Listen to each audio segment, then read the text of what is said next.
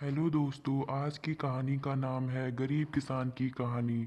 सालों पहले एक नगर का राजा अपने राज्य में रात को अपना रूप बदलकर घूमता था।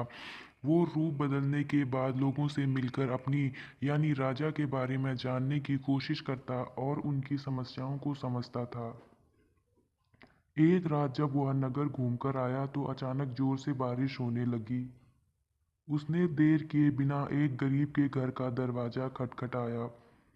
राजा के दरवाजा खटखटाने के बाद घर से एक व्यक्ति निकला। वह एक गरीब किसान था जो अपनी पत्नी और बच्चों के साथ रहता था। बारिश तेज थी तो किसान ने राजा को अंदर आने के लिए कहा। राजा ने घर में जाने के बाद पूछा, क्या आप मुझे कुछ खिला सकते हैं?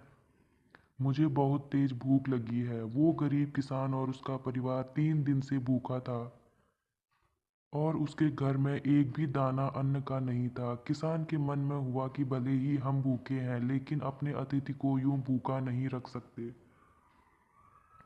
अब किसान ये सोच सोच कर बेचैन हो गया कि अपने अतिथि का पेट कैसे भरा जाए। तभी उसने घर के सामने वाली दुकान से चावल चुराने की तरकीब सोची।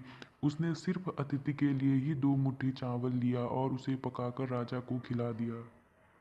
तब तक बारिश रुक गई थी और राजा अपने घर चला गया।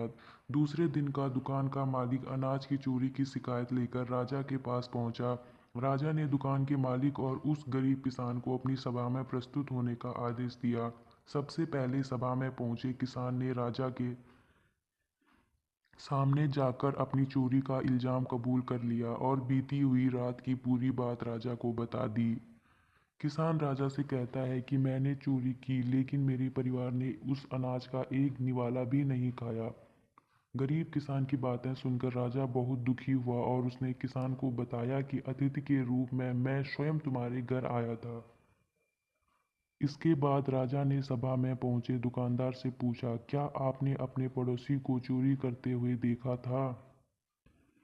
दुकानदार ने जवाब दिया कि हाँ, मैंने इसे रात में चोरी करते हुए देखा था। दुकानदार की बात सुनने के बाद राजा कहता है कि इस चोरी के लिए मैं पहले जिम्मेदार हूँ और फिर दूसरा तुम हो, क्योंकि तुमने अपने पड़ोसी को अनाज की चोरी करते हुए देखा मगर कभी उसके भूखे परिवार को नहीं देखा। तुमने अपने पड़ोसी होने का धर्म बिल्कुल नहीं निभाया। इतना कहने के बाद राजा ने दुकानदार को सभा से जाने के लिए कह दिया और किसान की अतिथि निष्ठा भाव को देखकर उसे 1000 सोने के सिक्के इनाम के रूप में दे दिए। इस कहानी से हमें सीख मिलती है कि अगर कोई आसपास रहने वाले मुसीबत में है तो हमें उनकी मदद करनी चाहिए। कहानी अच्छी लगे तो सब्सक्राइब करें। धन्यवाद।